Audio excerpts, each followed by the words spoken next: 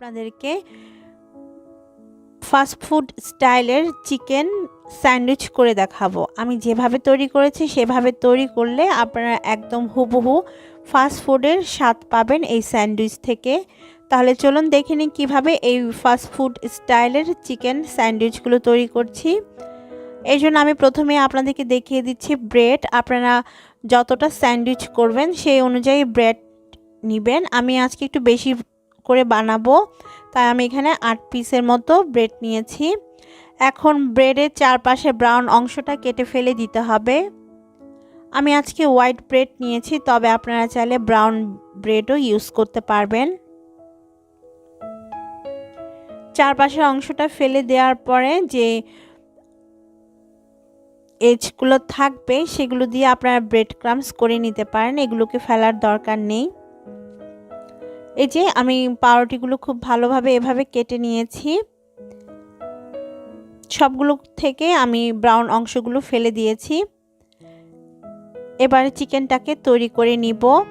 তো এখানে আমি একটা মুরগির অর্ধেকটা বুকের মাংস, হাফ চা চামচ আদা, হাফ চা চামচ রসুন বাটা, কোয়ার্টার চা চামচ কালো গোলমরিচের গুঁড়া আর স্বাদ মতো লবণ দিয়ে খুব ভালোভাবে সেদ্ধ করে নিয়েছিলাম। সেদ্ধ করার পর আমি কাঁটা চামচ দিয়ে একটু শ্রেডেড করে নিয়েছি বা ছোট ছোট টুকরা করে নিয়েছি। এখন আমরা এগুলোকে একটু তেলের মধ্যে ভেজে নিব।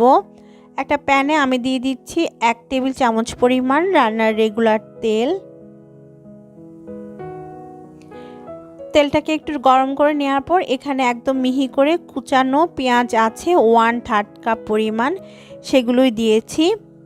এখন তেলের মধ্যে এই পেঁয়াজটাকে একটু নরম করে ভেজে নিতে হবে, কিংবা ততক্ষণ ভাজবেন যতক্ষণ না পেঁয়াজের কাঁচা গন্ধটা চলে যাচ্ছে। পেঁয়াজটা আমার এখানে ভাজা হয়ে গিয়েছে, দেখতে পাচ্ছেন খুব সুন্দর নরম হয়ে এসেছে।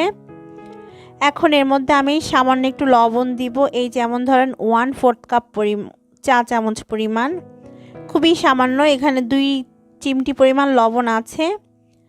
আর দিয়ে দিব হাফ চা চামচ চিনি, যেহেতু মেয়োনিজ দিব তাই আমি এখানে চিনিটা অ্যাড করছি। কোয়ার্টার চা চামচ দিয়েছি কালো গোলমরিচের গুঁড়া। এবারে এগুলো খুব ভালোভাবে পেঁয়াজের সাথে মিশিয়ে নিতে হবে। তারপর এর মধ্যে আমরা দিয়ে দিব শ্রেডেড চিকেন বা আমাদের চিকেনের টুকরাগুলো। সেই সাথে দিয়ে দিতে হবে 1 চা চামচ পরিমাণ বাটার। বাটারটা যদি না থাকে আপনারা সেটা স্কিপ করতে পারবেন, কোনো সমস্যা নেই। খুব ভালোভাবে মিশিয়ে আমরা 2 মিনিটের মতো মিডিয়াম হিটে রেখে সব কিছুকে ভেজে নিব।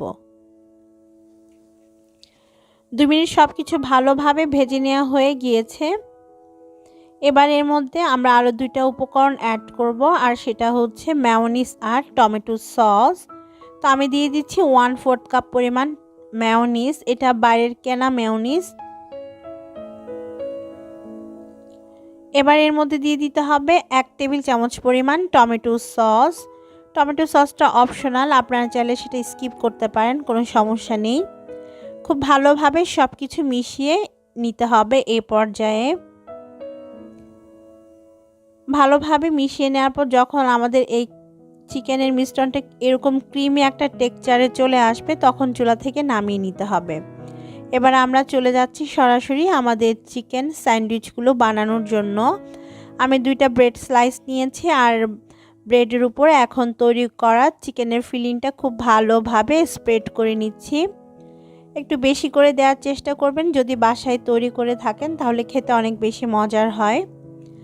এখন এর উপরে আরেকটা ব্রেড স্লাইস দিয়ে হাত দিয়ে একটু চেপে ট্রায়াঙ্গেল শেপ বা আপনাদের পছন্দ মতো যে কোনো শেপে কেটে নিতে পারেন। আমি ট্রায়াঙ্গেল শেপ করে কাটছি, যেহেতু ফাস্ট ফুডের দোকানে এরকম ট্রায়াঙ্গেল শেপে স্যান্ডউইচগুলো পাওয়া যায়।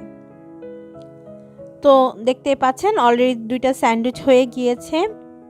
তো এইভাবে করে আমি সবগুলো স্যান্ডউইচ তৈরি করে নিব, যতটা স্যান্ডউইচ হয়। চাইলে আপনারা এগুলো সংরক্ষণ করতে পারেন, যতদিন পাউরুটির মেয়াদ থাকে ততদিন নর্মাল ফ্রিজে রেখে আপনারা খেতে পারবেন। সেক্ষেত্রে আমাদের যেটা করতে হবে, যে কোনো বেকিং পেপার বা প্লাস্টিক র্যাপ দিয়ে খুব ভালোভাবে এই স্যান্ডউইচগুলোকে মুড়িয়ে নিতে হবে, কারণ পাউরুটি কিন্তু কিছুক্ষণ নর্মাল তাপমাত্রায় রাখলেই শক্ত হয়ে যায়, তাই এরকম প্লাস্টিক র্যাপ বা আপনারা বেকিং পেপার দিয়ে এরকম মুড়িয়ে রাখতে পারেন। যখন এগুলো আপনারা ফ্রিজ থেকে বের করে খাবেন তখন প্লাস্টিক র্যাপ বা বেকিং পাউডারটা ফেলে দিয়ে 30 সেকেন্ডের জন্য মাইক্রোওয়েভে গরম করে নিতে পারেন। তাহলে দেখবেন এগুলো খেতে অনেক বেশি মজার হয়। তো দর্শক, এই ছিল আমার আজকের রেসিপি, ফাস্ট ফুড স্টাইলের চিকেন স্যান্ডউইচ।